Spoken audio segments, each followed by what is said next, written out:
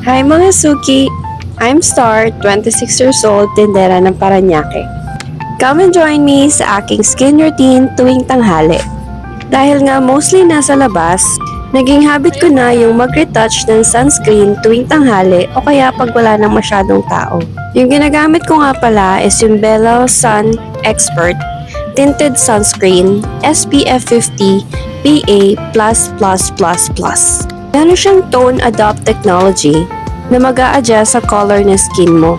Dahil nga mid-20s na tayo, we should start taking care of our skin more. Lalo na pag laging naaarawan. Wala akong sinusunod na dami ng sunscreen.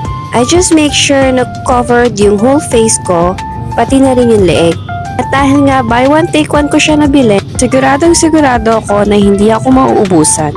And the more sunscreen, the better. After ko nga mag-apply ng sunscreen, I let it set to my face muna ng kaunti. Tsaka ako mag-a-apply ng powder. Yung gamit ko nga pala dito is yung Pond's Magic Powder. Hindi siya sobrang puti, na parang nag-a-adjust na rin siya sa color ng skin mo to look more natural.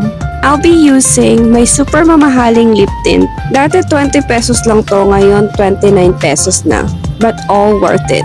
Sakura nga pala yung gamit kong shade dito. Looking natural lang and hindi namumutla. And since wala pa rin bumibili, tuloy lang ako sa retouch. Kailangan ko lang magsuklay and I'm almost done. Kung gusto nyo rin itry yung mga product na ginamit ko, ilalagay ko lang yung link sa baba. Follow nyo na rin ako for more 5 stars reco. Yan lang, salamat mga Suki! Check out mo na!